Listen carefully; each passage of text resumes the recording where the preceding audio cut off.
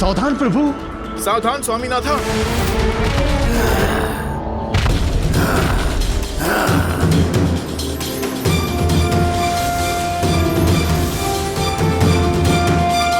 अब मेरा मन नियंत्रण में नहीं, विवश हो गई हूँ मैं। किंतु ये उसका समय नहीं है।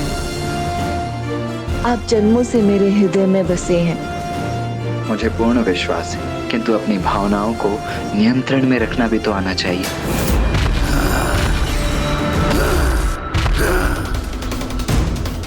भ्राता कुछ कीजिए। देव सेनापति! कुमार कार्तिकेय, अपनी स्तब्ध अवस्था से बाहर आइए। कुछ कीजिए प्रभु।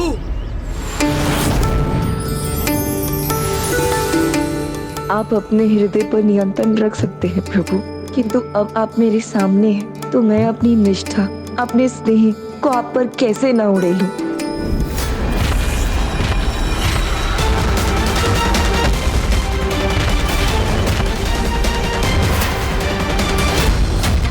तुम्हारे स्नेह और निष्ठा का मैं सम्मान करता हूँ, किंतु मेरे लिए मेरा कर्तव्य सर्वोपरि है और मुझे असुरों का विनाश करना है। अपने इस कार्य को मुझे पूर्ण एकाग्रता से संपन्न करना होगा।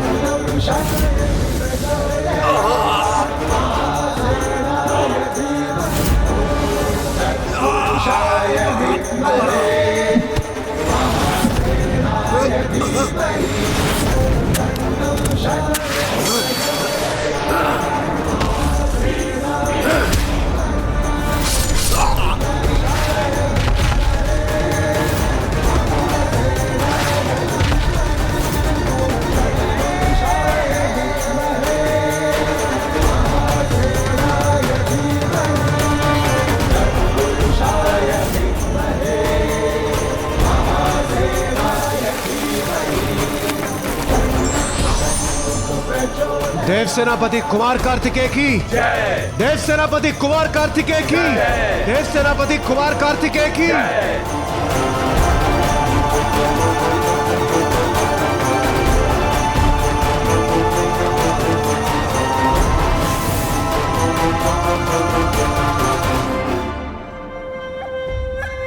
शक्तबाहु जैसा योद्धा इस बालक के सामने दुर्बल पड़ गया। ये बालक तो योद्धाओं का भी योद्धा है, महापराक्रमी, अद्भुत है। मैंने कभी ऐसा योद्धा नहीं देखा। दिव्यता इसके मुखमंडल पर दिखाई देती है। इसका बल और योग्यता इसकी दिव्यता का प्रमाण है। भाखन ने भ्राता को पहचानना आरंभ कर दिया है। आपने उचित कहा था प्रभु। स्वामी कार्तिकेय के पराक्रम को देख उनसे प्रभावित हुए बिना नहीं रह पाएगा भाखन। इस आयु में ही युद्ध कला और कौशल में इतना निपुण, नेतृत्व करने के लिए सर्वथा योग्य है। ओहो, असुर होकर इस बालक की प्रशंसा, वो भी अपने असुर के मृत्यु पर। कहीं आप असुर सम्राट सूरा पद्मन की शरण छोड़कर इसकी शरण में तो नहीं जाना चाहते आप? नहीं नहीं, कदापि नहीं। शत्रु की प्रशंसा का अर्थ उसकी भक्ति करना कदापि नहीं होता। अभी तो 2 परीक्षाएं शेष हैं। बाहुबल का धनी है तो क्या हुआ, मानसिक रूप से कितना शक्तिशाली है यह जानना भी तो आवश्यक है। ऐसी विकट चुनौती प्रस्तुत करूंगा जिसके सामने इसकी मानसिक शक्ति असफल हो जाएगी। चलिए अब आगे बढ़ते हैं, जिससे हम संध्या होने से पूर्व मंदिर पहुंचकर पूजा कर सकें। मूषक जी चलिए, हमें इनसे आगे वहां पहुंचना होगा। तत्र त्रिपथगा दिव्या शीतदोया अशैवला। यहाँ का वायु प्रवाह यहाँ के वातावरण और दिव्यता का आभास करा रहा। केवल वायु ही नहीं देवराज, यहाँ तो ये निर्मल जल भी अत्यंत दिव्य और पावन है। पावन तो होगा ही ना, जब ये दिव्य नदी स्वर्णमुखी है।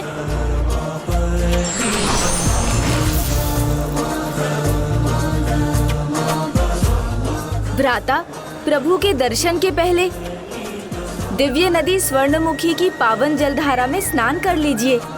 इस जल को स्वयं ऋषि अगस्त्य यहाँ लाए थे। ऋषि अगस्त्य यहाँ लाए थे अर्थात? एक बार ऋषिवर के मार्ग में ये स्थान पड़ा तो उन्हें यहाँ दिव्यता का, स्वयं शिव का आभास हुआ। तो उनकी इच्छा हुई कि वो प्रभु महादेव का अभिषेक करें, किंतु यहाँ सूखा था और जल का कोई स्रोत ना था। प्रभु, जल के बिना आपका जलाभिषेक कैसे करूं? किंतु ऋषिवर इस कमी को दूर करने के लिए प्रभु ब्रह्मदेव की तपस्या में लीन हो गए।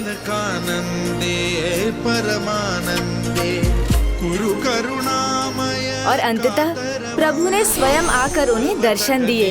हे महर्षि, आपके मन में समाई प्रभु भक्ति और पूजा की लालसा देखकर मैं अत्यंत प्रसन्न हुआ।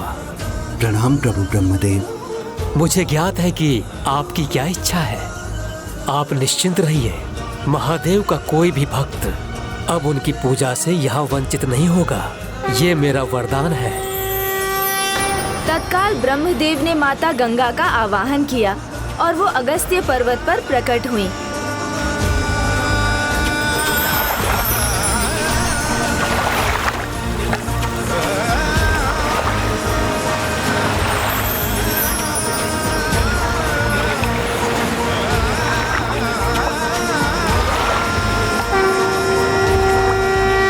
अब जब गंगा तुल्य नदी यहाँ अवतरित हुई है तो उसके तट पर अनेकों तीर्थ स्थल और मंदिर स्थित होंगे।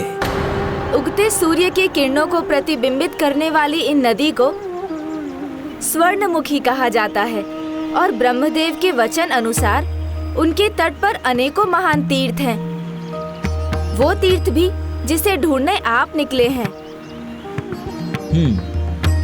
कथा रोचक है, किंतु गणेश, मैंने कहा ना कि मुझे तुम्हारी किसी सहायता की कोई आवश्यकता नहीं है।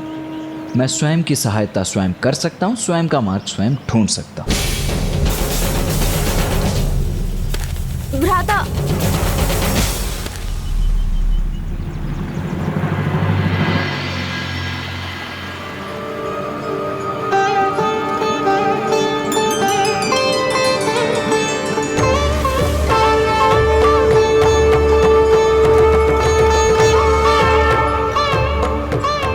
मुझे तो यहाँ कोई शिवधाम अथवा मंदिर दिखाई नहीं दे रहा है।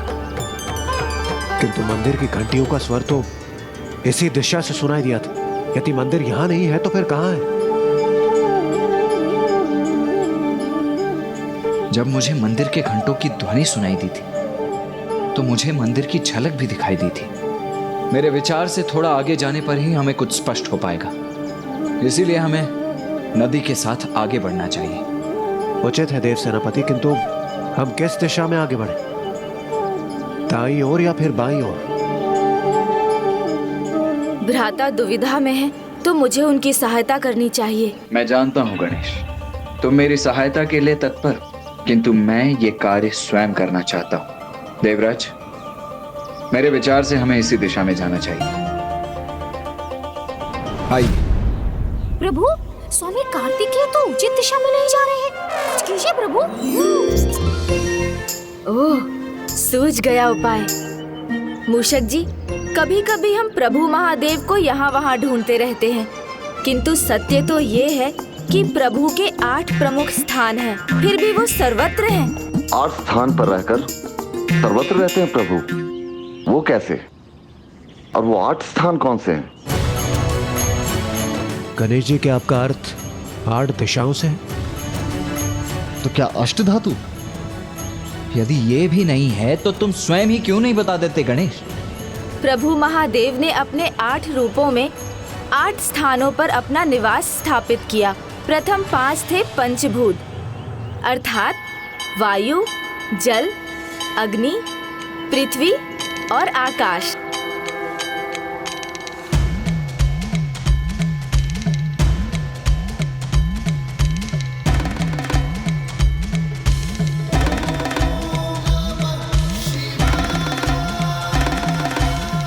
प्रभु ने जिन अन्य रूपों का चुनाव किया वो थे सूर्य और चंद्र।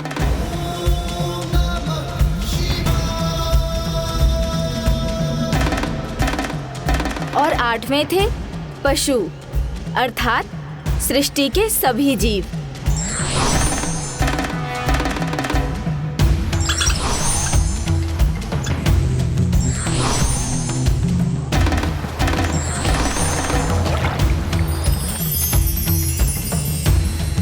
और ये 8 तत्व तो सृष्टि में सर्वत्र व्याप्त हैं, इसलिए इनका चुनाव कर प्रभु पशुपतिनाथ ने इन 8 रूपों में सृष्टि के कण कण में वास करने का निर्णय लिया।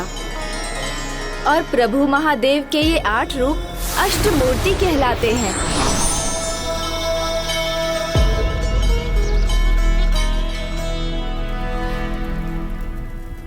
इन अष्ट रूपों में से प्रभु महादेव ने इस नदी के तट पर वायु रूप में प्रकट होने का निर्णय लिया। ये बताने के लिए बहुत बहुत धन्यवाद गणेश, किंतु अब हम स्वयं ही वहां पहुंच जाएंगे। अवश्य भ्राता, मुझे इसमें तनिक भी संदेह नहीं, क्योंकि प्रभु महादेव यहाँ अपने वायु रूप में हैं, इसलिए मात्र उनका आभास ही उन तक ले जाएगा।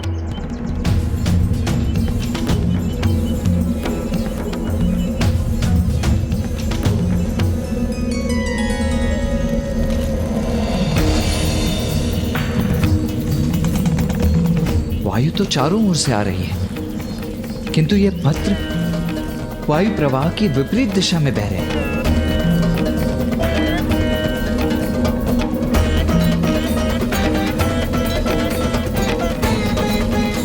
क्षमा करें प्रभु, मात्र पत्र ही नहीं, यहाँ का कण कण विपरीत दिशा में पड़ रहा है। ये कैसे संभव है? प्रभु, वो बेल वृक्ष को देखिए। बेल पत्र पुष्प ये तो एकमात्र प्रभु महादेव की ओर ही आकर्षित होते हैं, और यहाँ वो वायु के नियमों के विपरीत जाकर अपना स्वाभाविक आचरण ही कर रहे हैं, जो केवल चमत्कार से ही संभव है। और ये चमत्कार तो केवल वही कर सकते हैं जिनका वायु के नियमों पर भी नियंत्रण है, अर्थात हम उचित दिशा में ही जा रहे हैं देवगण। एक मंदिर की आकृति तो दिखाई दी मुझे।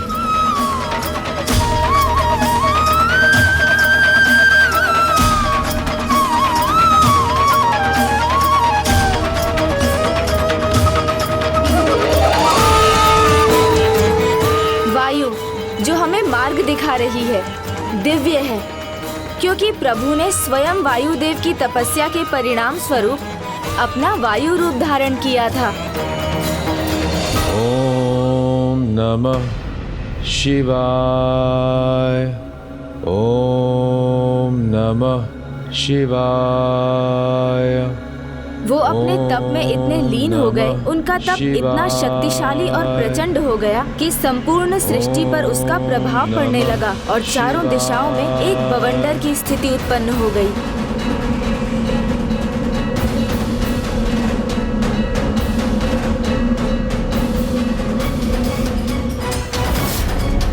शीघ्र वो बवंडर रूपी वायु प्रवाह त्रिलोक तक भी पहुंच गया।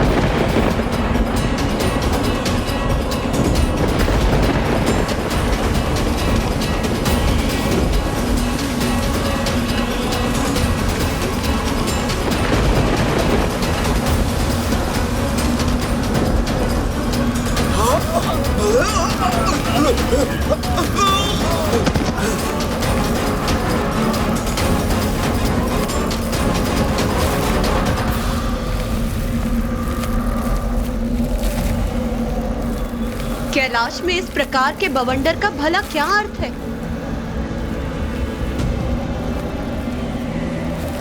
ओम नमः शिवाय।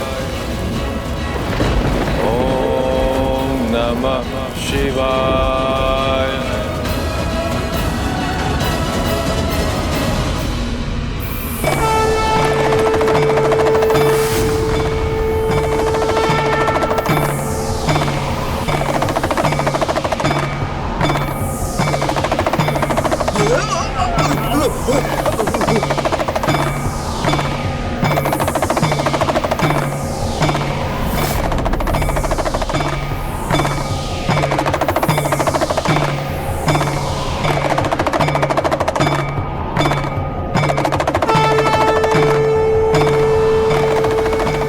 प्रभु महादेव, ये आप ही की कृपा है जिससे बवंडर नियंत्रित हुआ है।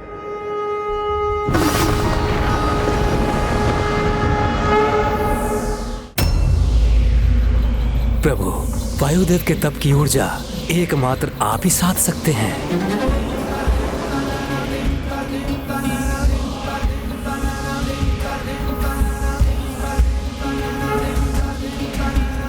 कृपा कीजिए प्रभु। प्रभु महादेव ने उस संपूर्ण वायु तत्व को अपने भीतर समाहित कर नियंत्रित कर लिया और वायु से उत्पन्न उस बवंडर को साध कर प्रभु ने स्वयं को भी परिवर्तित कर लिया और वायु मूर्ति रूप में वायुदेव को दर्शन दिए।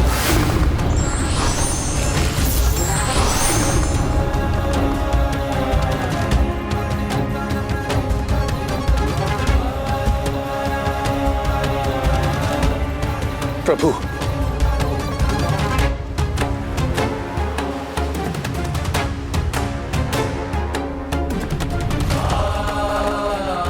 प्रणाम प्रभु। मैं कृतार्थ हुआ आपके दर्शन पाकर। वायुदेव, पूर्ण हुई आपकी तपस्या। आपकी तप की ऊर्जा का अनुभव केवल मैंने ही नहीं किया, अपितु समस्त सृष्टि ने उस ऊर्जा का अनुभव किया है। इसलिए मैं प्रसन्न होकर आपको ये वरदान देता हूँ, वायु सृष्टि में जीवन का आधार बनने के साथ साथ संसार में हर स्थान पर व्याप्त रहेगी। प्रभु, आपका वायु मूर्ति रूप में दर्शन देना मेरे लिए किसी बड़े वरदान से कम नहीं है। मेरे तप का इससे बढ़कर और कोई उद्देश्य नहीं था। उद्देश्य और कारण दोनों समाहित हैं आपके तप में। वायुदेव, आपको तो ये ज्ञात है कि सृष्टि में कोई भी घटना अकारण नहीं होती। आपके तप के परिणाम स्वरूप आने वाले समय में ये वायु रूप मेरी अष्ट मूर्तियों में से एक होगा और आपका ये तप स्थल मेरे पंचभूत स्थलों में से एक होगा, जहां मैं स्वयंभू कर्पूर लिंग के रूप में प्रकट होकर सदैव विराजमान रहूंगा। प्रणाम प्रभु।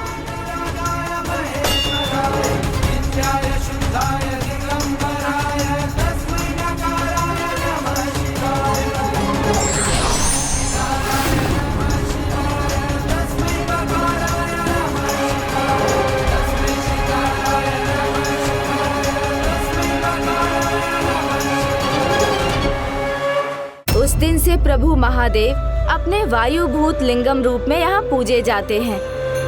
और फिर ये स्थान श्री कालहस्ती के नाम से विख्यात हुआ। किंतु श्रीकालहस्ती ही क्यों? अवश्य इसके पीछे कोई कथा होगी। अवश्य है, इसके पीछे भी एक कथा है, किंतु एक नहीं, श्री कालहस्ती से संबंधित 4 महत्वपूर्ण कथाएं हैं कि कैसे इस मंदिर का नाम पड़ा और किस प्रकार श्री कालहस्ती आने वाले भक्त मोक्ष प्राप्त कर स्वयं प्रभु महादेव में समा गए।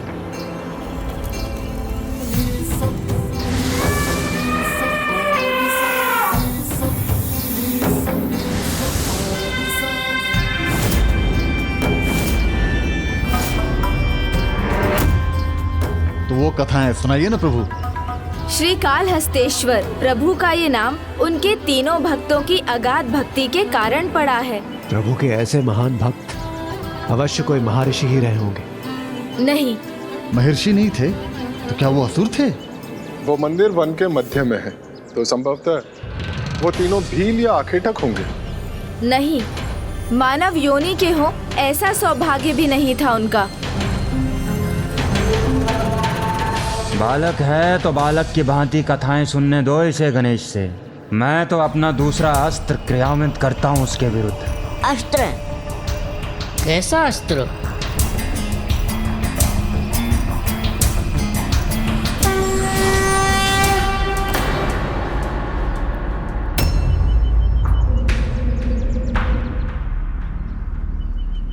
विष्णु जो असुरों का परम शत्रु है, उसका ये परम भक्त यहाँ क्या करने आया है?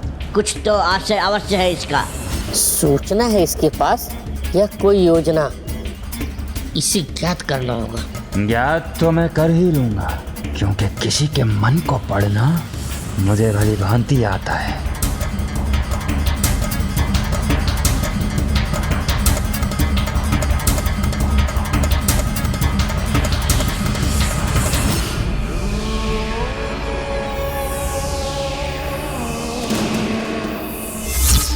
जो देवता बंदी नहीं है वो देव सेनापति कुमार कार्तिकेय के साथ एक विशेष यात्रा पर है, जिसके अंत में एक भीषण युद्ध होगा। इसीलिए प्रथम पंचभूत शिवलिंग की यात्रा संपन्न होने तक मुझे विश्व शांति के लिए यज्ञ करना होगा।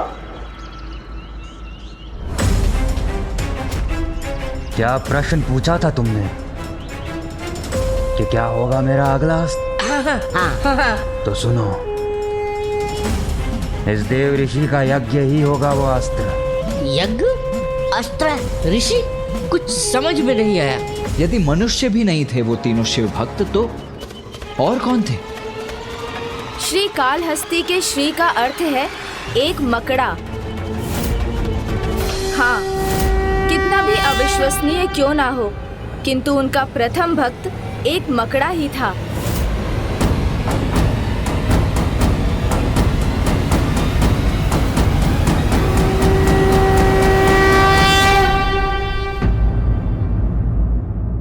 जब कोई वीर अपनी वीरता की पराकाष्ठा तक पहुंच जाता है तो शत्रु भी उसकी प्रशंसा किए बिना नहीं रह पाता।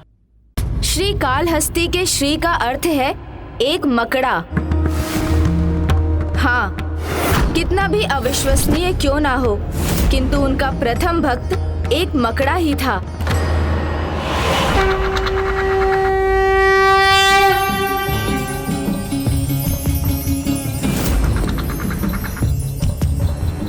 प्रभु को कष्ट हो, ये नहीं सह सकता मैं।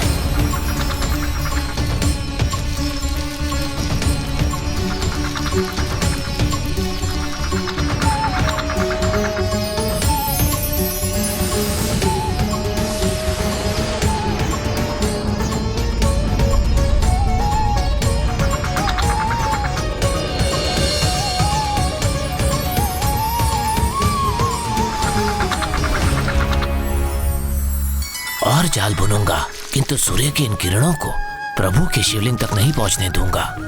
किंतु उस मकड़े का ये दृढ़ता भरा निर्णय था और विश्वास भी था कि प्रभु के शिवलिंग सदैव सूर्य की किरणों से सुरक्षित रहेंगे।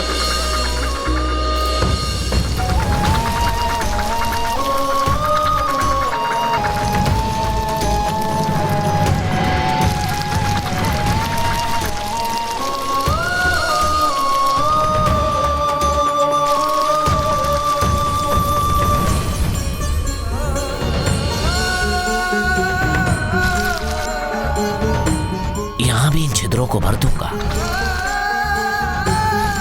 प्रभु का वो मकड़ा भक्त इसी प्रकार पूर्ण निष्ठा से ऐसे ही प्रभु की सेवा करता रहा।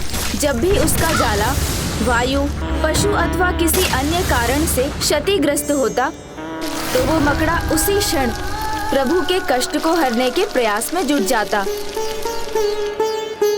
पर फिर किसी भी अन्य भक्त के समान ये उस मकड़े भक्त की परीक्षा का समय था। उस दिन सूर्य देव की किरणें इतनी तीव्र और तीक्ष्ण थी कि वो मकड़े के जाल को अपने ताप से जलाने लगी और उसके सभी प्रयासों के बाद भी वो अपने जाल को सुरक्षित नहीं रख पा रहा था। तो क्या उस भक्त ने असफलता स्वीकार कर ली? नहीं वीर बाहू जी, किसी भी सच्चे भक्त के समान उसने अपने प्राणों को दांव पर लगा दिया, किंतु अपनी भक्ति पर आंच नहीं आने दी। वो अग्नि बुझाने जाले के उस भाग पर पहुंच गया जहां अग्नि का प्रभाव था और अग्नि को शांत करने के प्रयास में वो स्वयं आहत होने लगा, किंतु रुका नहीं।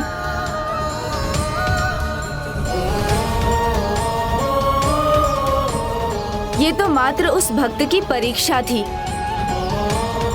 शिवलिंग का स्पर्श होते ही उसे प्राण दान प्राप्त हुए।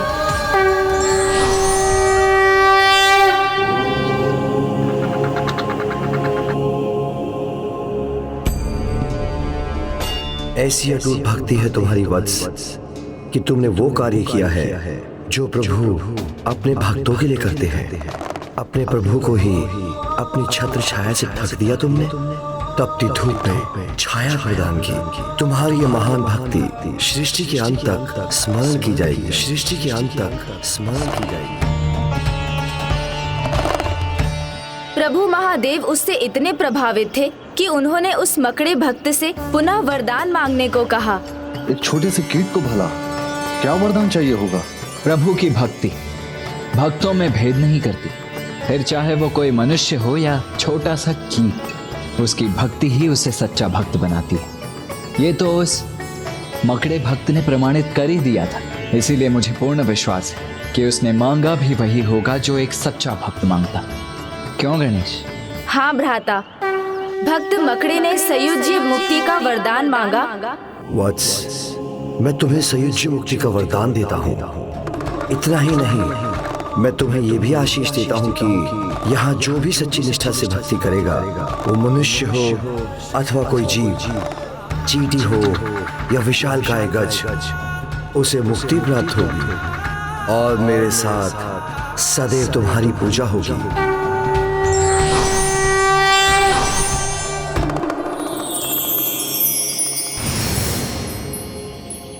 हे श्री ज्ञान मूर्ति गणेश जी, श्रीकाल हस्ती में श्री नाम कैसे जुड़ा ये तो ज्ञात हो गया मुझे, किंतु काल और हस्ती ये शब्द, इनकी उत्पत्ति कैसे हुई?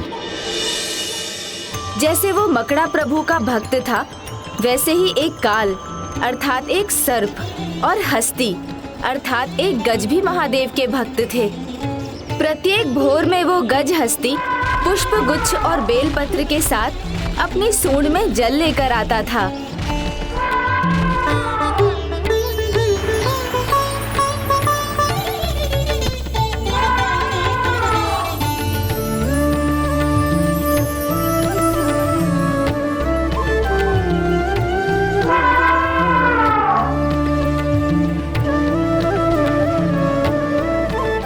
और फिर संध्या में काल नामक सर्प भी आया।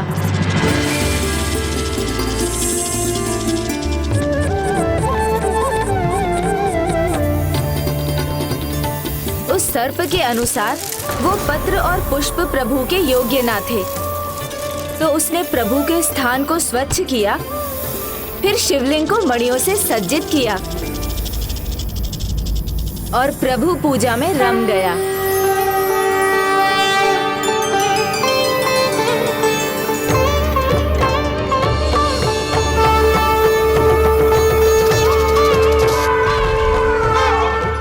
जिस प्रकार काल को हस्ती गज की पूजा पद्धति नहीं भाती थी, उसी प्रकार गज हस्ती को काल की पूजा से कोई लगाव ना था। वो काल की लाई मणियों को पत्थर समझ दूर फेंक देता था और काल उसके पुष्पों को। ऐसा कुछ दिनों तक निरंतर चलता रहा, किंतु एक दिन क्रोधित होकर उस गज ने मणियों को जलाशय में फेंक दिया। जब रात्रि में सर्प वहां पहुंचा तो वो प्रभु के शिवलिंग के निकट पुष्प और पत्र देखकर बहुत निराश हुआ। उसने अपने अनुसार उस स्थल को स्वच्छ किया, फिर उसकी प्रतीक्षा में वहीं स्थित हो गया जिसने उसकी मणियों को हटाया था। और फिर अगली भोर दोनों शिव भक्तों में युद्ध छिड़ गया।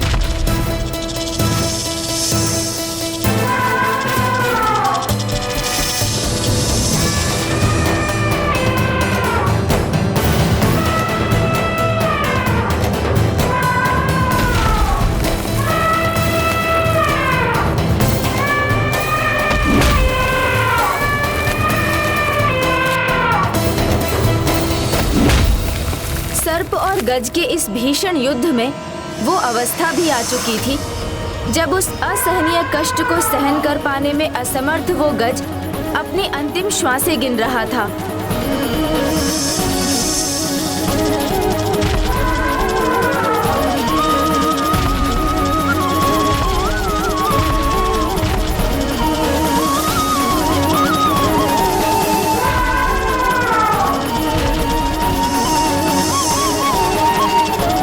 फिर एक पुष्प उठाकर शिवलिंग के निकट पहुंच गया और सर्प भी मणि उठाकर प्रभु के निकट।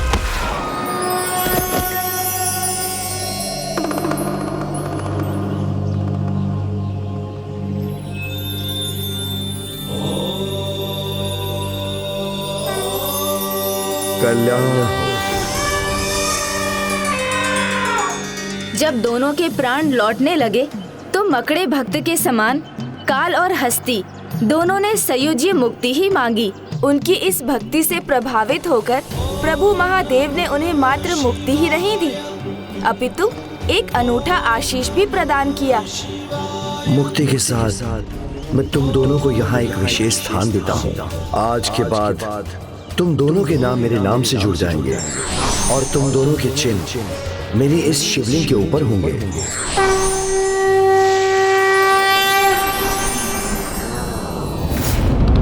इसीलिए उन तीनों भक्तों के सम्मान में प्रभु के इस मंदिर का नाम पड़ा श्रीकालहस्ती। श्रीकालहस्ती,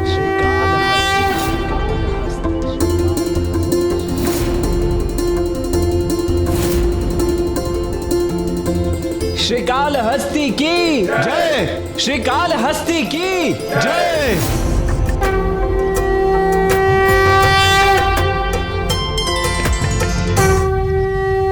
तुमसे प्रभु श्रीकालहस्ती की ये कथा जानकर मन बड़ा आनंदित हुआ गणेश, किंतु अब हमें संध्या आरती के लिए मंदिर की ओर बढ़ना चाहिए। नहीं नहीं भ्राता, मैंने अभी तक आपको वो मुख्य कथा तो सुनाई ही नहीं है जिसका संबंध पाशुपतास्त्र से है, जिससे आप सुरापद्मन का वध कर सकेंगे। और मात्र पाशुपतास्त्र ही नहीं, इस कहानी के माध्यम से मुझे आपको विवाह के लिए भी तो मनाना है। माँ, जब प्रभु महादेव किसी ऐसे कार्य के लिए कहीं प्रस्थान करते हैं तो आप अपना समय कैसे व्यतीत करती हैं?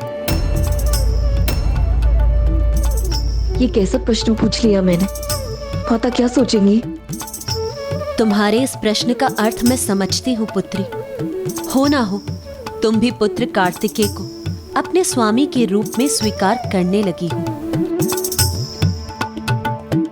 पुत्री, जब महादेव ऐसे विशेष कार्यों के लिए बाहर जाते हैं तो मैं उनके कुशल क्षेम के लिए पूजा में व्यस्त रहती हूँ। इससे मेरा ध्यान भी बटा रहता है और मैं किसी भी कारण से उनका ध्यान नहीं भटकाती। किंतु मैं अपने मन को कहाँ व्यस्त रखूं? तुम भी अपना ध्यान लगाने के लिए महादेव का 16 सोमवार का व्रत कर सकती हो। इससे तुम्हें अपना मनचाहा वर भी मिल जाएगा और तुम उसके हित में पूजा भी कर सकोगी।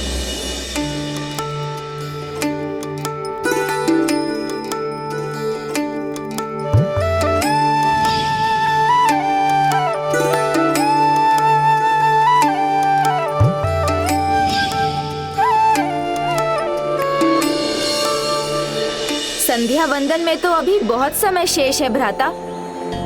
आप कहे तो मैं पाशुपतास्त्र की कथा भी सुना दूं? हाँ गणेश, सुनाओ। पाशुपतास्त्र महाभारत के लिए अत्यंत आवश्यक था। इसलिए महादेव के महाभक्त अर्जुन, जो महाधनुर्धारी थे, उन्होंने यहाँ अपनी तपस्या आरंभ की। किंतु बाद में उनकी तपस्या के कारण पिता श्री महादेव और उनके बीच युद्ध छिड़ गया।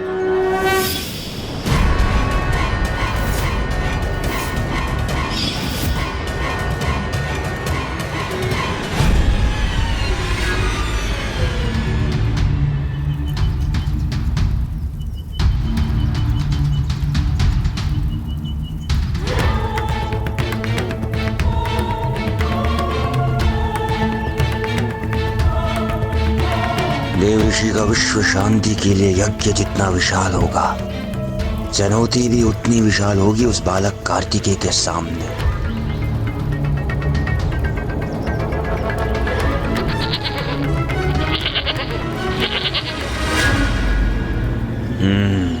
यह जब वो कार्य करेगा जो मेरा शक्तिशाली असुर शक्ति बाहु नहीं कर सका।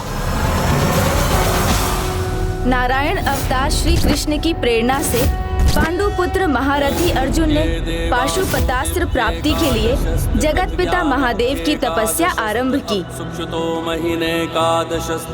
तनोति धर्मम विधुनोति कल्मषम हिनस्ति दुखम विदधाति सन्मदम चिनोति सत्वम विनिहन्ति तामसम तपो अथवा किम ना करोति देहिनाम।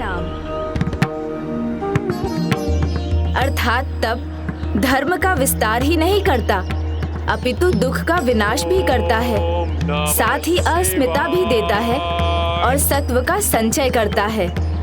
तप से सब कुछ संभव है। उसी प्रकार महारथी अर्जुन की तपस्या के चरम ने असंभव को संभव किया। उनके जाप से कैलाश ही नहीं, महादेव भी अछूते नहीं रहे।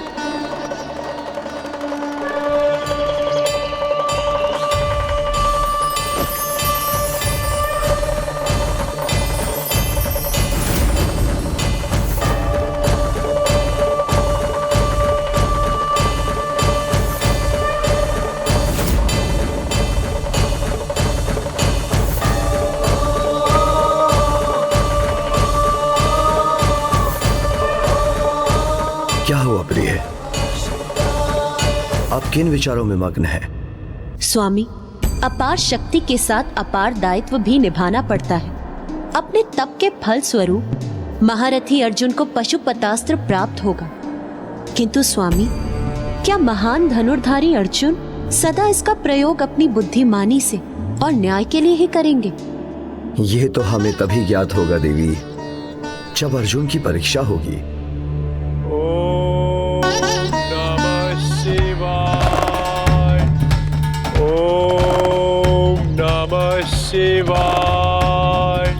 इसी मध्य दुष्ट दुर्योधन ने वाराह मुकासुर को अर्जुन के तप को भंग करने के लिए भेजा।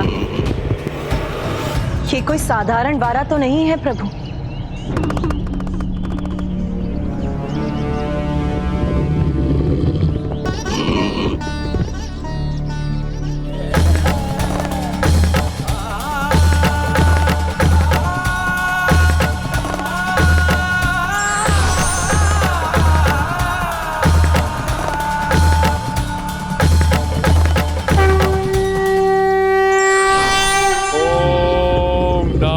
शिवाय।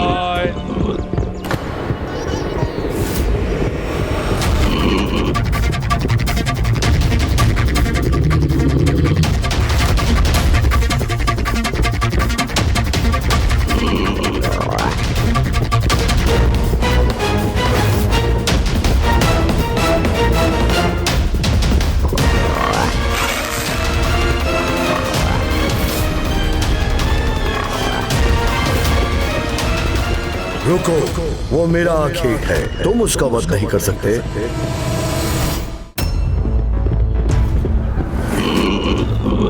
योद्धा का अस्त्र एक बार उठ गया तो बिना वार के नहीं झुक सकता, और मैं अपना धनुष कदापि नहीं झुकाऊंगा। वास्तविक योद्धा और आखेटक बातों में अपना समय नष्ट नहीं करते। अपना लक्ष्य साधो और संभव है तो मुझसे पहले उसका वध करो।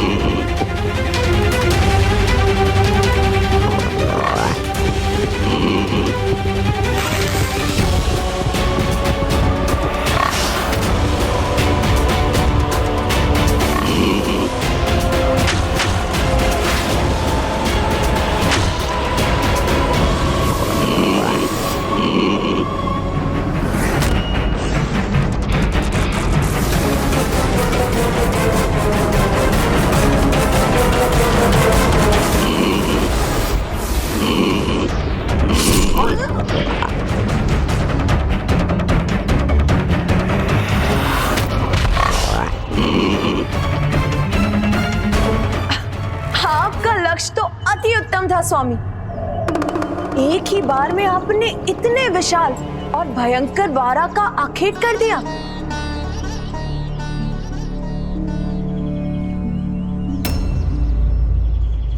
देवी, आपसे भूल हो रही है। मेरा बाण है इस वारा के अंत का कारण।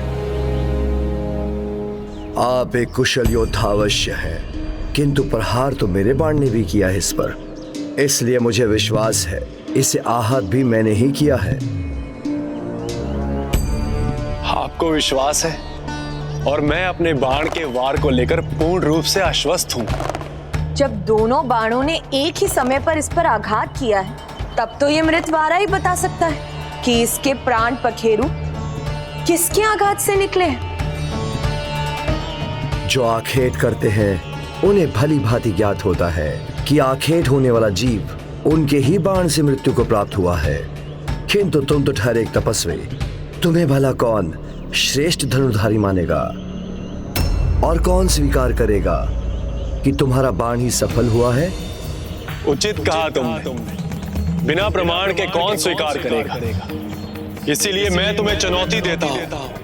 आओ, युद्ध करो मुझसे और प्रमाणित करो कि तुम्हारा कौशल और तुम्हारे बाणों की शक्ति मुझसे श्रेष्ठ है, और जो भी इस युद्ध में विजय प्राप्त करेगा, आखेट भी उसी का प्रमाणित होगा। उचित है।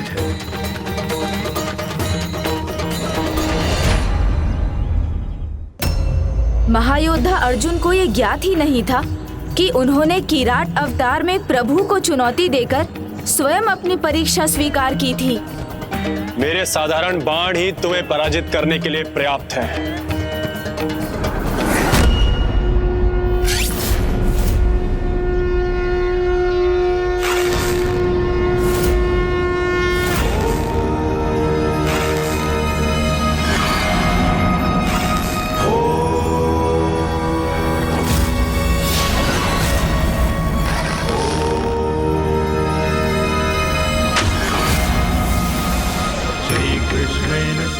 साधारण बाण का सामना मैं भी साधारण बाण से ही करूंगा।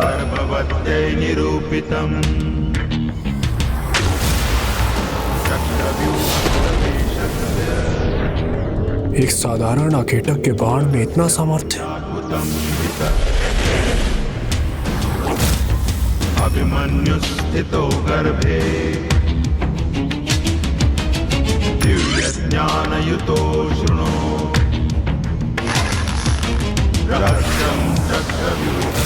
मेरे धातु बाण को इसका बाण नहीं रोक सकेगा। संपूर्णम न सत्यात्मा।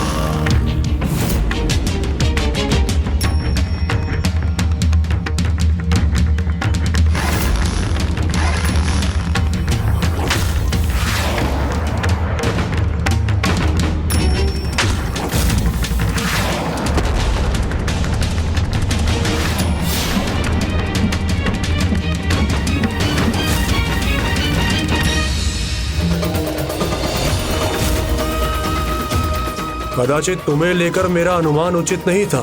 श्रेष्ठ धनुर्धारी हो तुम। तो लो, अब मेरे परम शक्तिशाली बाणों का सामना करो। मैं प्रस्तुत हूं। उचित है। वायु अस्त्र।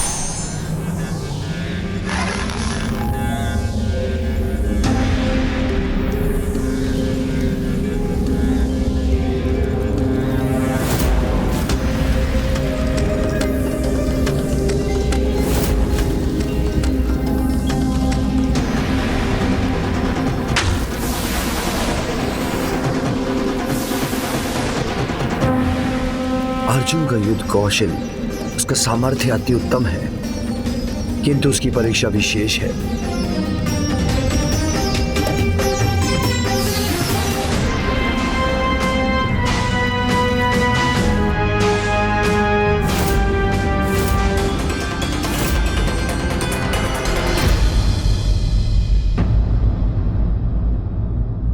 ईश्वर के लिए सभी भक्त समान रूप से प्रिय होते हैं, चाहे वो मनुष्य हो या जीव जंतु। विराट रूप प्रभु महादेव और अर्जुन में ऐसा घमासान युद्ध छिड़ गया जो आगे जाकर श्री कालहस्ती की मुख्य कथा का आधार बना।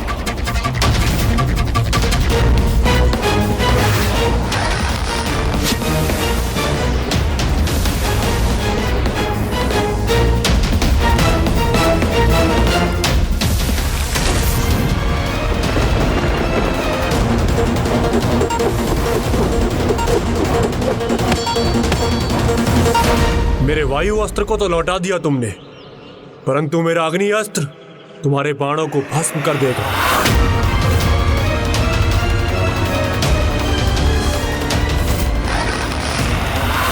अग्नि अस्त्र।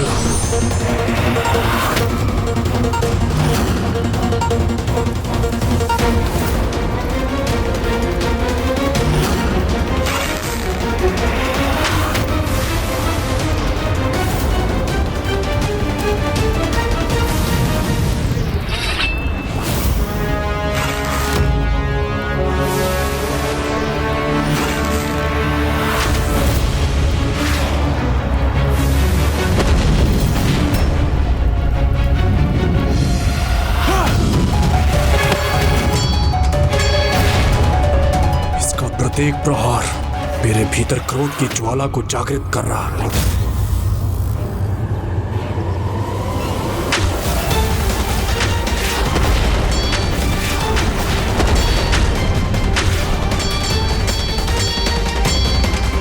मेरे सारे बाण समाप्त हो गए।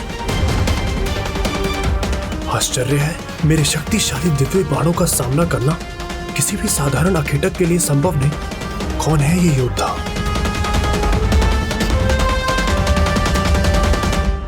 बस बहुत हुआ। अब मैं अपने महानतम अस्त्र का प्रयोग करूंगा। ओम ब्रह्मास्त्रम।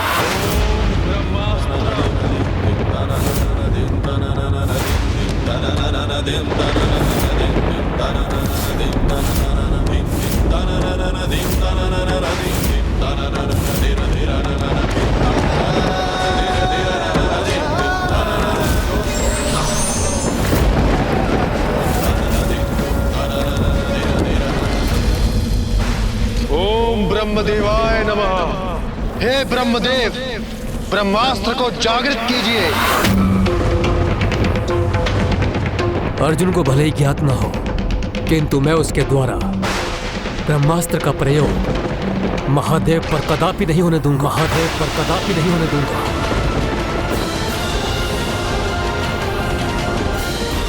ब्रह्मदेव मेरी प्रार्थना क्यों नहीं सुन रहे हैं? मुझसे इतनी प्रतीक्षा क्यों करवा रहे हैं?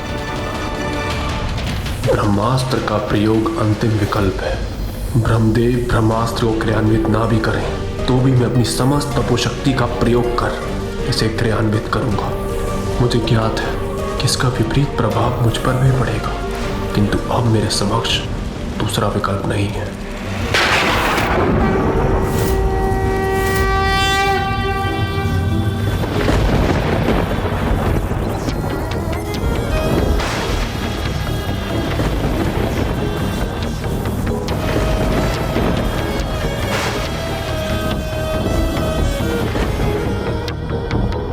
अर्जुन के इस निर्णय का अर्थ यह है कि मैं भी उसे ब्रह्मास्त्र के प्रयोग से नहीं रोक सकूंगा।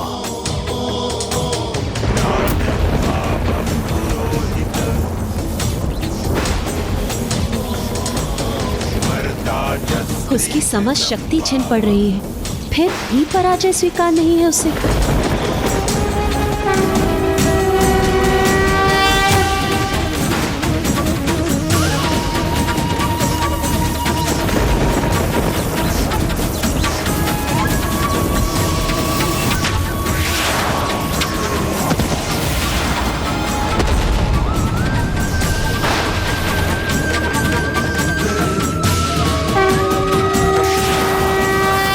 स्वामी अब ब्रह्मदेव के सम्मान में ब्रह्मास्त्र को नष्ट नहीं करेंगे, फिर उस महाअस्त्र का सामना भला कैसे होगा स्वामी?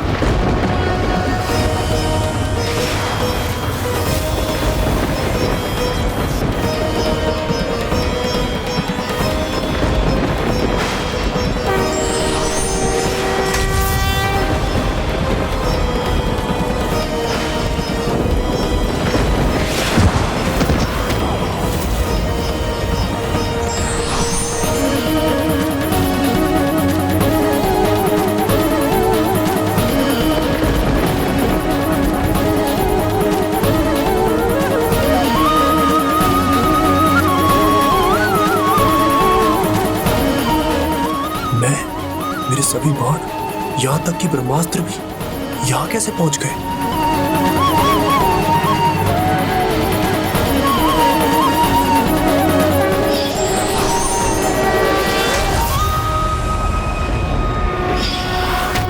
कौन था वो किरात?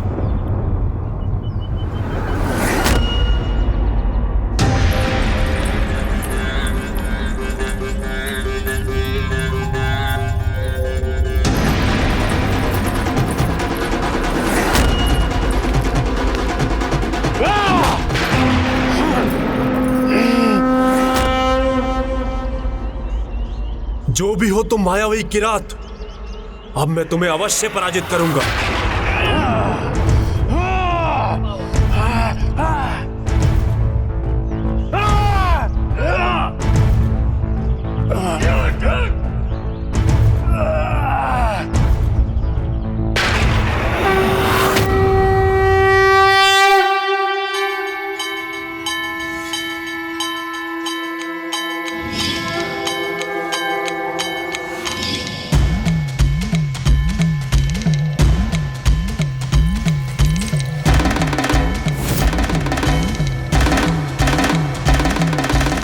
महादेव, प्रभु, प्रभु, प्रभु, महादेव, महादेव,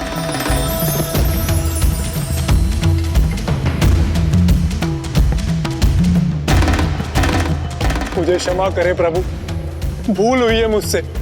आपकी तपस्या कर रहा था और आप पर ही वार करने का दुस्साहस कर बैठे। हमें क्षमा करें प्रभु, क्षमा करें। मेरे दिव्यास्त्र जब विफल होने लगे तभी मैं समझ गया कि किसी अत्यंत दिव्य और शक्तिशाली व्यक्तित्व से मेरा सामना है, किंतु योद्धा युद्ध के मध्य में नहीं रुक सकता, अन्यथा वो मेरे युद्ध कौशल और मेरे शस्त्रों का अपमान होता। इसलिए मुझ पर दया करें प्रभु और क्षमा कर दे, क्षमा कर दे मुझे प्रभु। पुत्र अर्जुन, मेरी परीक्षा में सफल हुए तुमने एक वीर योद्धा के धर्म का पालन किया, पाशुपतास्त्र के लिए सर्वथा योग्य हो तुम। प्रभु, अब आपके दर्शन प्राप्त हो गए मुझे, तो अब और कुछ पाने की इच्छा कहाँ शेष रही। आप तो एक ही कृपा कीजिए प्रभु, मुझे संयोज्य मुक्ति अर्थात परम मोक्ष का वरदान दीजिए। ईश्वर हो या कोई छोटे से छोटा जीव, संसार में सभी के लिए कर्तव्य निर्धारित है। तुम्हारा कर्तव्य अभी पूर्ण नहीं हुआ है पुत्र। तुम्हारी भक्ति, सच्ची निष्ठा और योग्य योद्धा के गुण से अत्यंत प्रभावित हुआ हूं मैं। इसलिए मैं तुम्हें युद्ध में प्रयोग करने हेतु वो पाशुपतास्त्र प्रदान करता हूं, जिसमें सभी जीवों की शक्ति समाहित है।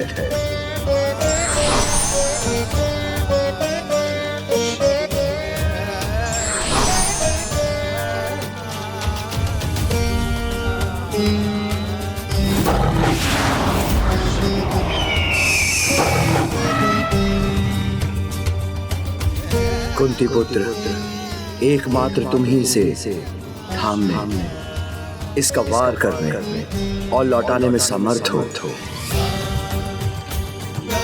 त्रिलोक में कोई भी ऐसा नहीं जो इसका सामना कर सके। इसलिए इसका प्रहार शक्तिशाली शत्रुओं पर ही होना चाहिए। उनसे कम किसी योद्धा पर इसका प्रयोग सृष्टि के अंत का कारण भी बन सकता है। जय शिव शंकर जय गंगाधर, जय शिव शंकर जय गंगाधर, करुणा कर करतार हरे, करुणा कर करतार हरे, जय शिव शंकर जय गंगाधर, जय शिव शंकर जय गंगाधर, करुणा कर करतार हरे, करुणा कर करतार हरे। जब इस जन्म में अपने कर्तव्य पूर्ण करने पर तुम उसके फल स्वरूप अगला जन्म पाओगे, तब उस जन्म में तुम्हें मोक्ष की प्राप्ति होगी। ईश्वर हो या कोई छोटे से छोटा जीव, संसार में सभी के लिए कर्तव्य निर्धारित है। मुझे सफलतापूर्वक इस यात्रा को संपन्न कर पशुपतास्त्र प्राप्त करना होगा, तभी मेरे जीवन का उद्देश्य पूर्ण होगा। मुझे विश्वास हो गया है कि मेरे जीवन का उद्देश्य आपसे जुड़ा है और मैं आपके कर्तव्य में आपकी सहायक बनूं, तो मैं आपके कर्तव्य के मध्य बाधा कैसे उत्पन्न कर सकती हूँ। इसलिए अब मैं आपके विचारों में डूबी नहीं रहूंगी। अभी तो मैं माँ के बताए 16 सोमवार व्रत में व्यस्त रहूंगी। आपका आशीर्वाद होगा तो मुझे अपने व्रत में सफलता प्राप्त होगी। इसलिए मुझे आपका आशीष दीजिए।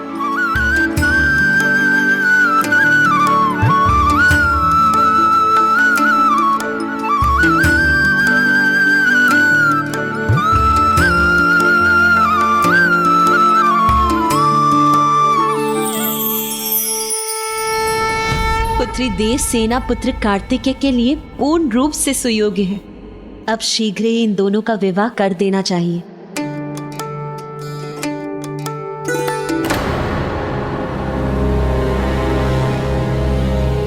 तो भ्राता, इस प्रकार वीर अर्जुन को पाशुपतास्त्र प्राप्त हुआ। इसलिए प्रभु महादेव के किराट अवतार को प्रभु पशुपतेश्वर भी कहा जाता है। और उन्होंने अर्जुन को मात्र वो महाअस्त्र ही प्रदान नहीं किया, अपितु उन्हें भावी जन्म में मोक्ष का वचन भी दिया। तो फिर क्या अर्जुन का पुनर्जन्म हुआ प्रभु गणेश जी?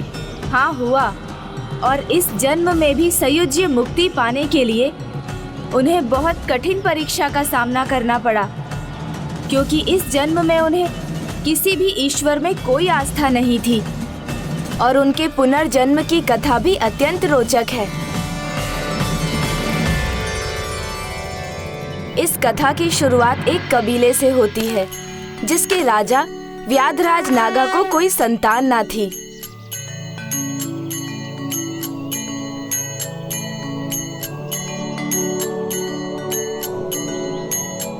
मैया को प्रणाम करता हूँ।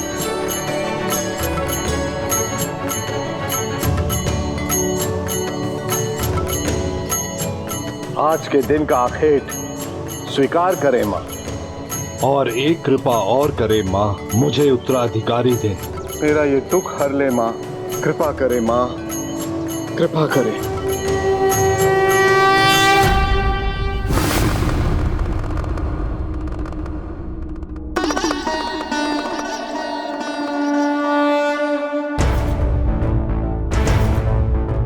जगत पिता की लीला अपरंपार है। उन्होंने अर्जुन की आत्मा को अगले जन्म के लिए जागृत किया और जगत माता ने उसे एक परिवार दिया। ओम नमः शिवाय, ओम नमः शिवाय।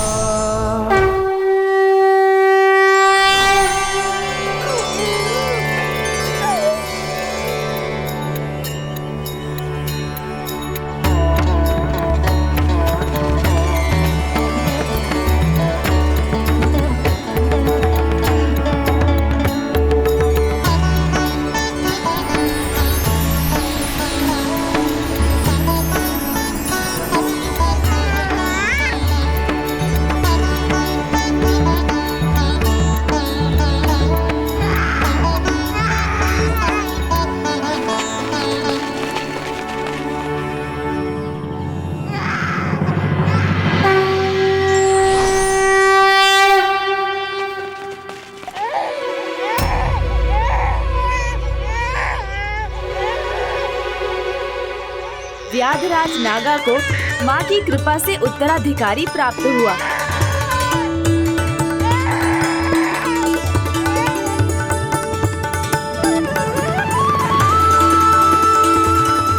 शांत हो गया, मेरी भुजाओं में आते ही ये शांत हो गया। ये माँ की कृपा है, ये मेरा ही पुत्र है, ये मेरा ही पुत्र है। हाँ, ये मेरा ही पुत्र है। और जब वो अपने कबीले लौटे तो सब पहले से ही आनंदित थे, क्योंकि उसी समय उनकी रानी ने एक पुत्री को जन्म दिया था। महाराज, मैया की कृपा हुई है आप पर, पुत्री हुई है आपको।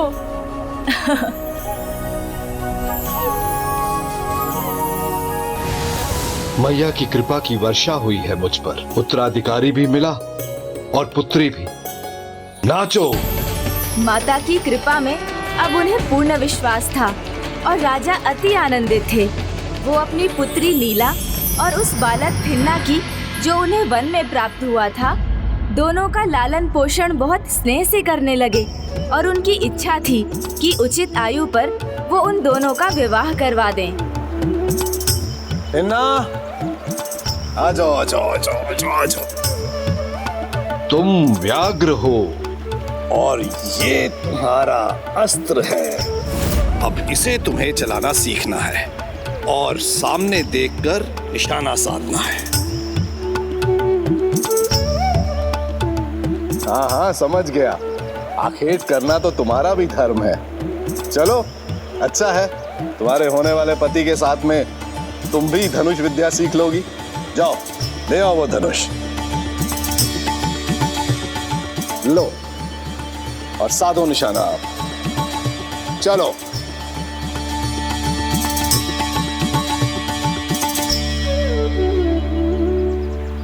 प्रणाम मैया, आशीष दीजिए प्रभु। जीती रहो। थिन्ना, तुम्हें प्रभु और मैया से आशीर्वाद नहीं लेना? मिट्टी की मूर्ति के सामने क्या झुकना, इनसे क्या मिलेगा? थिन्ना, मेरे राजा, मेरे मुखिया का आशीष समझे, इतना ही अधिक है मेरे लिए।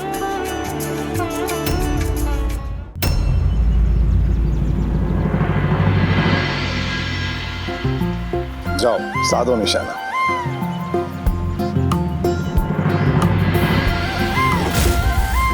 अच्छा है, बहुत अच्छा है। धनुष बाण चलाना तो जैसे तुम जन्म से ही जानते हो।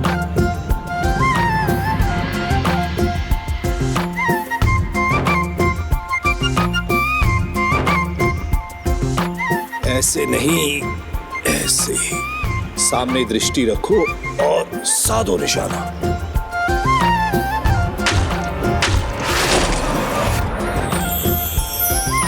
नीला और अभ्यास करो, नहीं तो चूक जाओगी। आगे हाथ से निकल जाएगा और तुम भूखी रह जाओगी। जब तुम हो तो मैं भूखी क्यों रहूंगी भला? तुम आखेट करोगे और जो तुम लाओगे वो मैं खाकर प्रसन्न रहूंगी। फिर से लक्ष्य साधो और छोड़ दो बाण।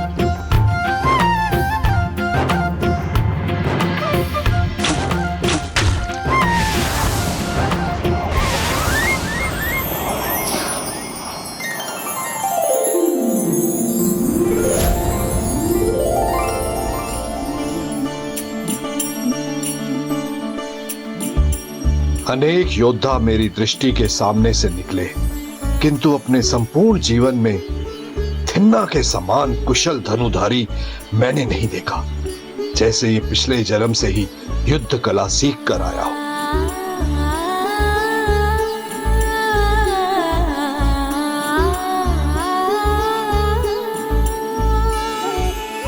व्यर्थ में निर्जीव शिला आकृति के सामने झुकना छोड़ दो, कदाचित तुम्हारा भी लक्ष्य सुधर जाए। जिन्हें तुम मात्र निर्जीव शिला आकृति कहते हो, वो मेरे भगवान हैं। मुझे उनमें विश्वास है। और मुझे विश्वास है मेरी भुजाओं पर, मेरे अस्त्रों पर, और कदाचित इसीलिए मैं अधिक उत्तम धनुधारी।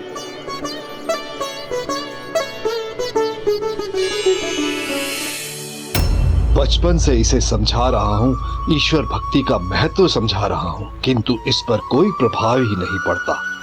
और अब जब इसका राज्याभिषेक इतना निकट है, तो ये प्रभु में, मैया में आस्था कैसे रख सकता है? जहाँ एक ओर थिन्ना को ईश्वर पर बिल्कुल भी आस्था नहीं थी, वहीं दूसरी ओर नीला की भक्ति प्रगाढ़ होती चली गई।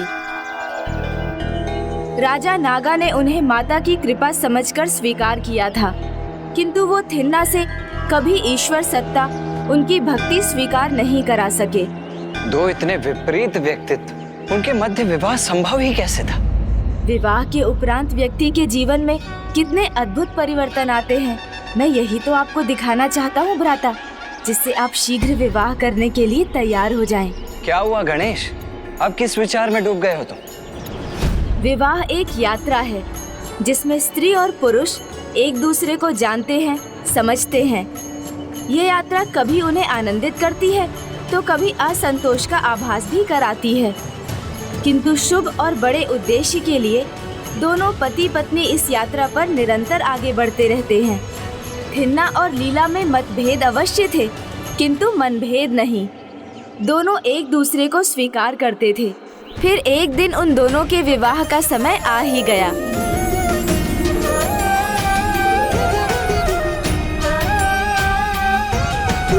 अभी भी समय है, तो मुझे अभी भी अस्वीकार कर सकते हो, क्योंकि विवाह के उपरांत भी मैं अपना पूजा पाठ कदापि नहीं छोड़ूंगी। यदि तुम्हारे ईश्वर हमारे संबंध के मध्य ना आए, तो तुम्हें पाकर मुझे अति प्रसन्नता होगी।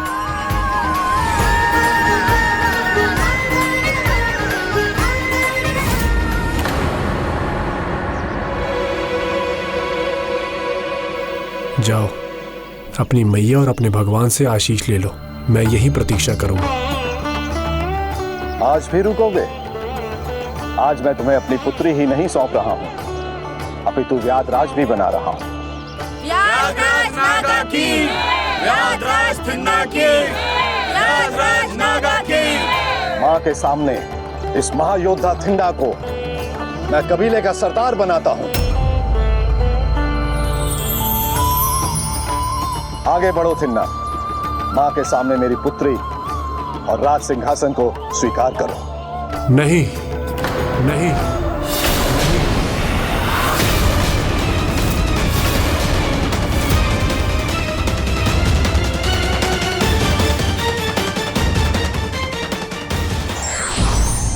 जब दो विपरीत विचारधाराओं के व्यक्तियों के मध्य प्रेम संबंध स्थापित होकर विवाह में परिणत होता है, तो वो सामाजिक एवं आध्यात्मिक क्षेत्र में नए आयाम स्थापित करता है।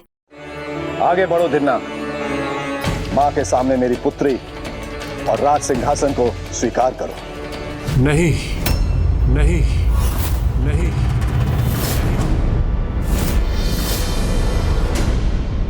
बचपन से साथ रहे हो, तो विवाह के लिए स्वीकारता क्यों? नहीं, नहीं, नीला से विवाह करूंगा मैं, किंतु इस मूर्ति के सामने नहीं।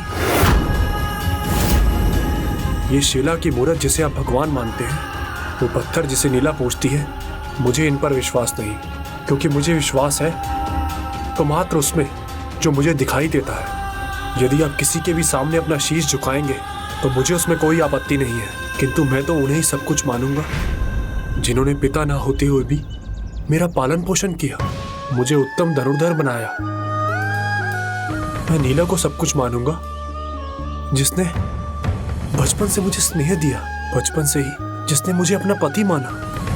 मैं कुछ मानूंगा तो अपने धनुष बाण को मानूंगा जो बिना आखेट के मुझे कभी लौटने नहीं देते, या फिर उस पशु को मानूंगा जो अपने प्राण देकर हम सबकी भूख मिटाता है। भूल कर रहे हो तुन्ना तुम। भैया ने ही तुम्हें वरदान के रूप में मुझे सौंपा है और तुम्हें ये परिवार दिया है। ये आपका विश्वास है और मेरा विश्वास, ये कबीला, मेरा परिवार और नीला, मुझे सब आप ही से मिले हैं। कोई मेरे भगवान है तो आप हैं, ये मूर्त नहीं। मेरे लिए तुम्हारी ये भक्ति नहीं, हट है। मेरा सम्मान नहीं, मैया का मान है। तुम मैया को नहीं मानते तो तुम राजा भी नहीं बन सकते और ना ही इस कबीले में रह सकते हो। जिसके लिए मैया कुछ नहीं, वो मेरे लिए, मेरी पुत्री के लिए और इस कबीले के लिए भी कुछ नहीं।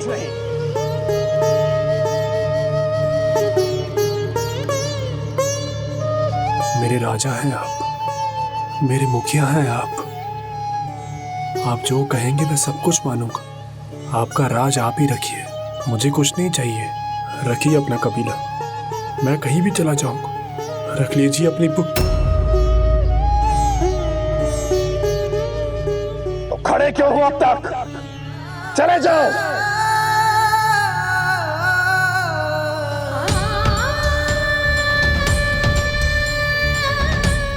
नीला, अब तो तुम्हें स्वयं अभ्यास कर आखेट करना सीखना होगा।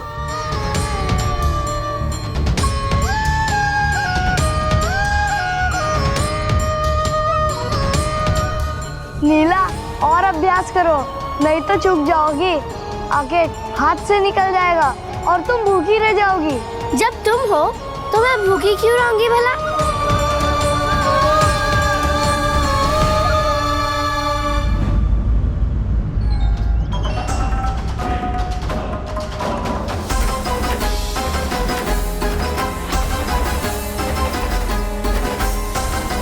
रुको,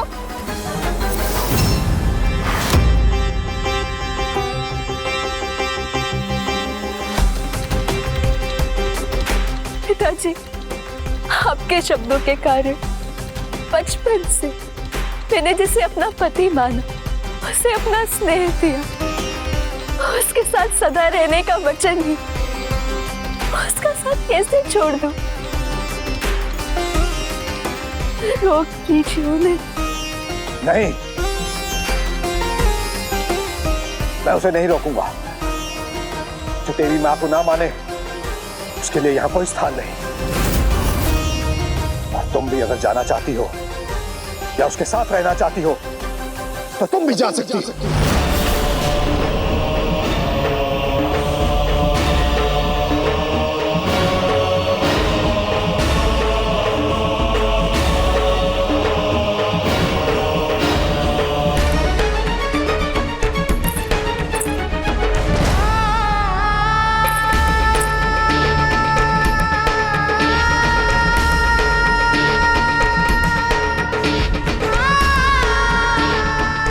आशीष दीजिए मैया, मैं अपना कर्तव्य निभा सकूं।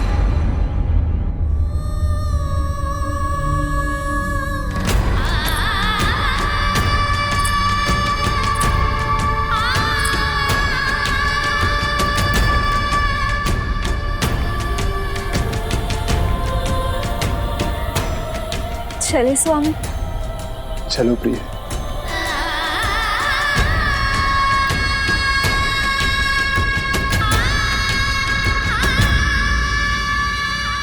दोनों का एक दूसरे पर अपार और अटूट विश्वास ईश्वर पर विश्वास करने के ही समान था।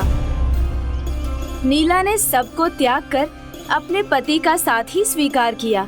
ऐसी अर्धांगिनी का होना एक पुरुष को प्रबल सामर्थ्य प्रदान करता है। यदि पुरुष को ये ज्ञात हो कि उसकी अर्धांगिनी का साथ और विश्वास उसके साथ है, तो सांसारिक चुनौतियों का सामना करना सरल हो जाता है।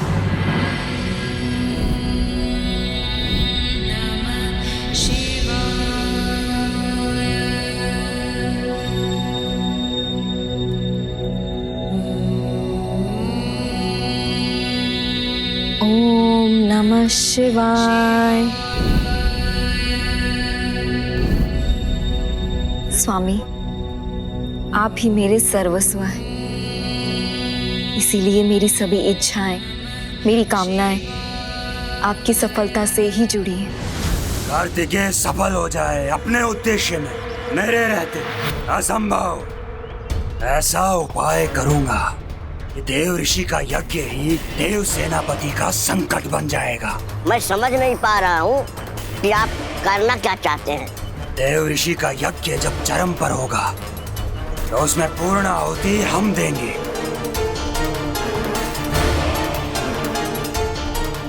विश्व शांति नहीं, अशांति यज्ञ बनेगा। ये एक असाधारण अज यज्ञ की अग्नि में प्रवेश करेगा और बाहर आएगा एक भयंकर असुर जो बालक कार्तिकेय की मानसिक शक्ति की परीक्षा भी लेगा। नीला ने तो प्रमाणित कर दिया था कि वो एक श्रेष्ठ अर्धांगिनी है, किंतु पति के रूप में अपनी श्रेष्ठता थिन्ना ने कैसे प्रमाणित की? थिन्ना, जो कि अर्जुन का पुनर्जन्म था, उसने भी अपनी पत्नी के त्याग को सम्मान दिया। उसे कभी कोई कष्ट नहीं होने दिया। नीला वन के निकट अपना निवास चाहती थी, तो थिन्ना ने एक टीले पर उसका निर्माण किया।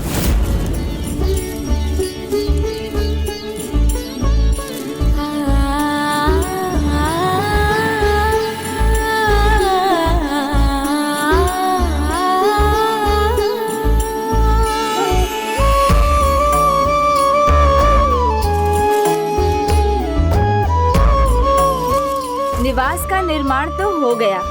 अब नीला को आंगन में अपनी पूजा का स्थान चाहिए था। थिन्ना तो पूजा पाठ करता नहीं था, किंतु उसने नीला के लिए एक पूजा स्थल का निर्माण कर दिया।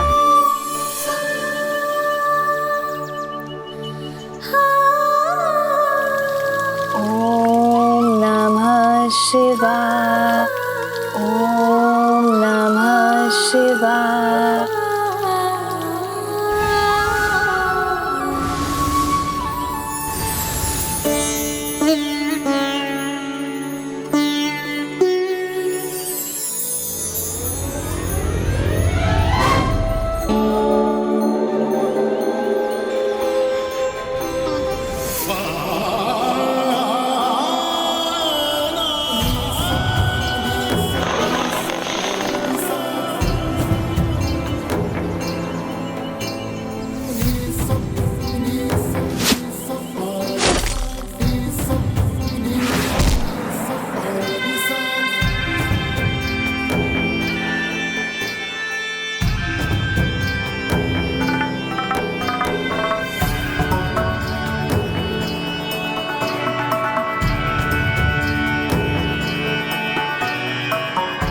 दोनों में ऐसा अटूट स्नेह था कि दोनों ने एक दूसरे को स्वीकार कर लिया था।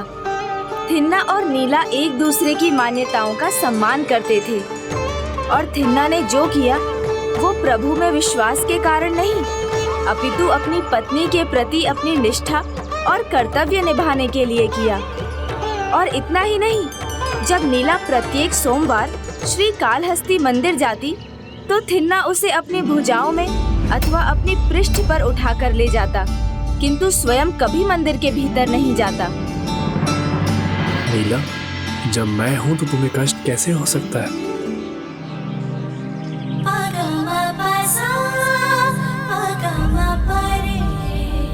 प्रभु में तनिक भी विश्वास नहीं है मेरे स्वामी को, फिर भी मुझे कभी अकेले नहीं आने देते।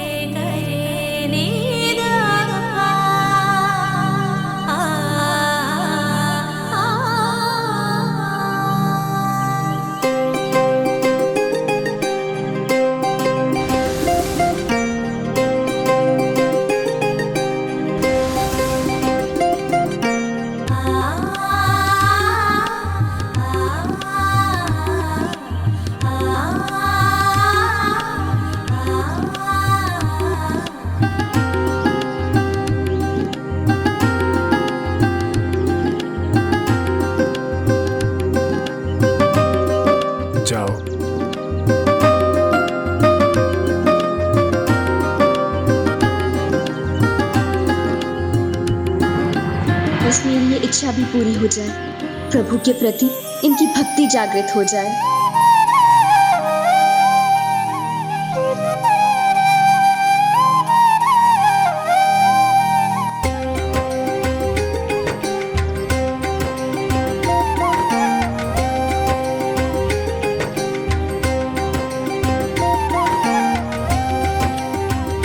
प्रणाम। तुम्हारा पति पुत्री, क्या वो यहाँ तक आने के बाद भी मंदिर के भीतर नहीं आएगा? चिंता मत करो पुत्री, उचित समय आने पर इसका विश्वास अवश्य जागृत होगा और तब ये प्रभु के दर्शन करने एक बार नहीं अनेकों बार आएगा। आइए।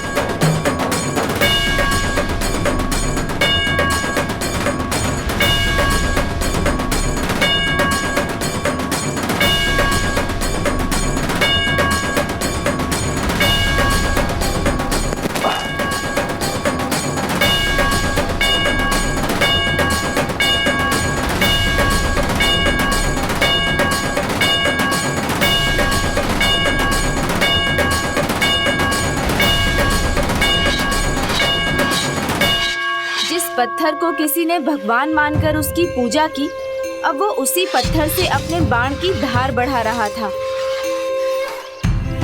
किंतु गणेश जी, यदि उसे भगवान और आस्था में विश्वास नहीं था तो फिर उसे मोक्ष प्राप्ति का वरदान कैसे प्राप्त हुआ? हाँ गणेश, जो श्रीकालहस्ती जैसे पवित्र धाम पर आकर भी प्रभु के दर्शन किए बिना ही लौट जाता था, प्रभु ने उस पर कृपा क्यों की भला? क्योंकि जिसे महादेव में अनास्था थी, वो प्रभु महादेव में ही आस्था के कारण स्वयं अपना नेत्र न्योछावर कर कनप्पा जो बनने जा रहा था।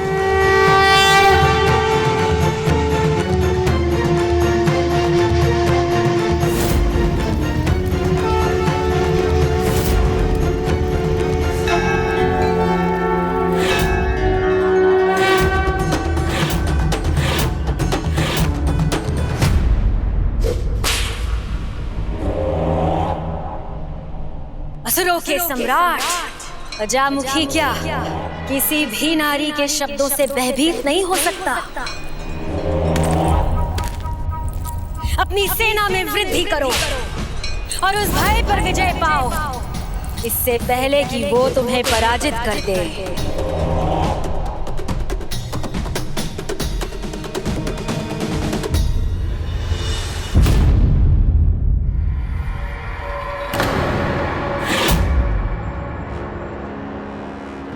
मेरी दृष्टि और संकेत मात्र से देवराज इंद्र का ये पुत्र भयभीत हो जाता है, तो भला मुझे किस बात का भय, कैसी आशंका?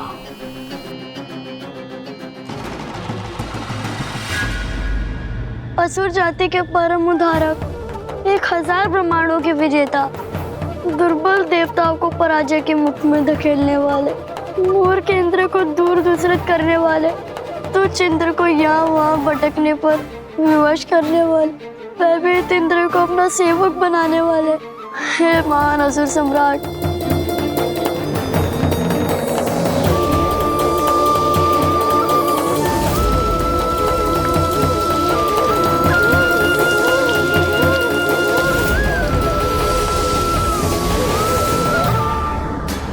ये दुर्बल देव बालक मेरा गुणगान कर रहा है। देवता मेरी सेवा में नियुक्त है। वायुदेव, अग्निदेव, वरुण देव मेरी आज्ञा का पालन कर रहे हैं। इस तुच्छ सेवक की सेवा स्वीकार कीजिए महाराज।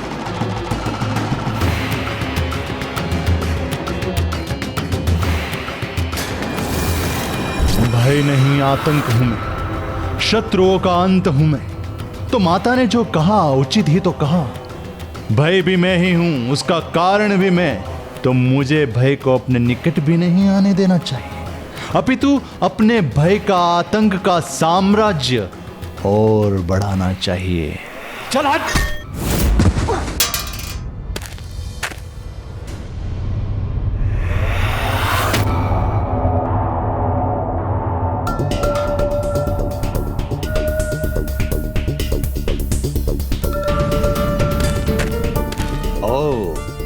ब्रह्मदेव, आपको यहाँ आपके मित्रों की सहायता के लिए नहीं बुलाया गया है। जिस कार्य के लिए बुलाया गया है उसको शीघ्र पूर्ण कीजिए।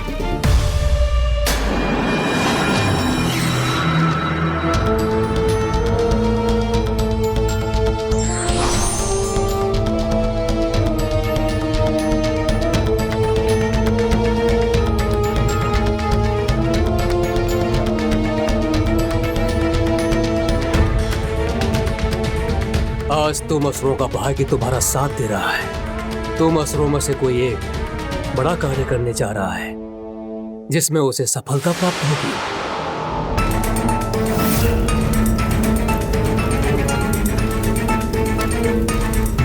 देव ऋषि का यज्ञ समाप्ति की ओर है, तो अब हमारा कार्य आरंभ होगा।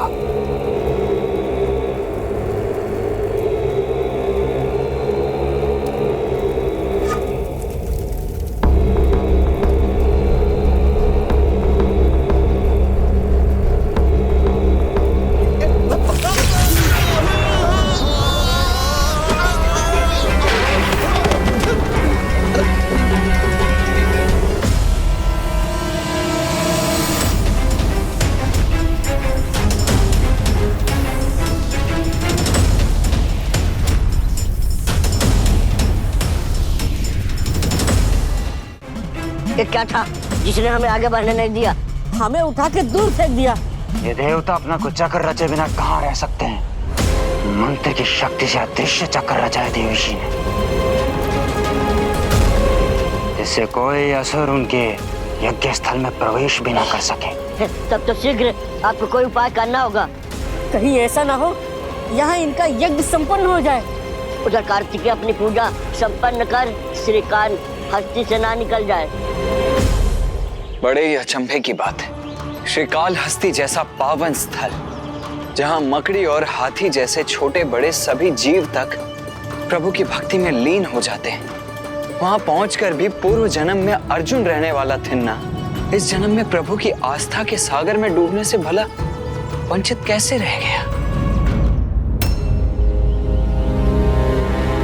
वो नास्तिक ही कैसे रह गया गणेश? क्योंकि पूर्व जन्म में उससे एक भूल हुई थी भ्राता। किंतु गणेश जी, उससे ऐसी कौन सी भूल हुई थी? यही प्रश्न तो माता पार्वती के मन में भी उभरा था। मैं उसका उत्तर भी अवश्य दूंगा, परंतु उससे पूर्व आपका शिवरात्रि के उस पावन तिथि के विषय में ज्ञात करना आवश्यक है, क्योंकि उसी दिन से थिन्ना में परिवर्तन आना आरंभ हो गया था। ओम नमः शिवाय, ओम नमः शिवाय, ओम नमः शिवाय, ओम नमः शिवाय, ओम नमः शिवाय, ओम नमः शिवाय, ओम नमः। इस मंत्र जाप से मेरी निद्रा भंग हो रही है। ओम नमः शिवाय, ओम नमः शिवाय, इतने भोर में मंत्र जाप की भला क्या आवश्यकता है? नमः शिवाय। नीला, नीला।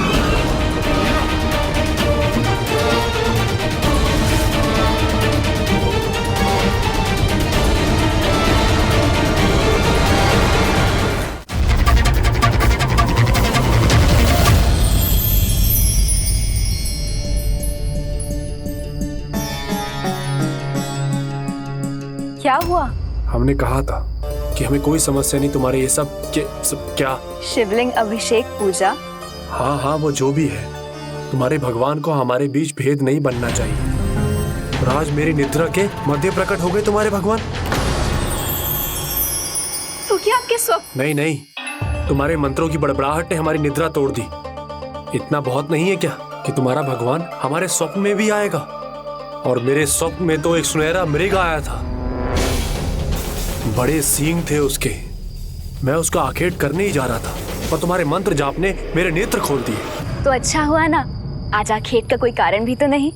मैं बासी भोजन नहीं करूंगा। कोई बात नहीं, क्योंकि आज तो भोजन करना ही नहीं है।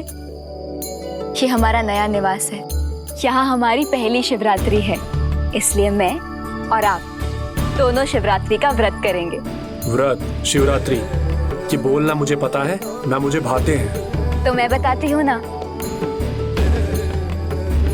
आज प्रभु प्रकट हुए थे, जो किसी को दिखाई नहीं देते थे। वो प्रभु शिव शंकर शंभू के रूप में साकार हुए। इसलिए आज शिवरात्रि के पर्व की पूजा में हम दोनों उपवास रखेंगे। ये कोई बात हुई भला? आज तुम्हारे प्रभु साकार हुए, यानी उनका जन्म हुआ, और जन्म की प्रसन्नता में तो भोज होता है। और ये कैसे भगवान है तुम्हारे, जिनको अपने जन्म के दिन पर भी सबको भूखा रखना भाता है? हमारे जन्मदिन पर क्या होता था उसका विचार करो। हम रात्रि भर आखेट करते थे और फिर उस आखेट से पूरे कबीले का भोज होता था। आज उपवास नहीं, वैसा ही भोज होगा, और मैं वो सुनहरा मृग लाऊंगा जो आखेट स्वप्न में अधूरा रह गया था। अब मैं वो पूरा करूंगा। व्यर्थ में जा रहे हैं आप, आज कोई आखेट नहीं मिलेगा। आज तो तुम्हारे भगवान की इच्छा के विरुद्ध दुगना आखेट करूंगा मैं, और यदि ऐसा ना कर सका तो कभी लौट कर तुम्हें अपना मुख नहीं दिखाऊंगा।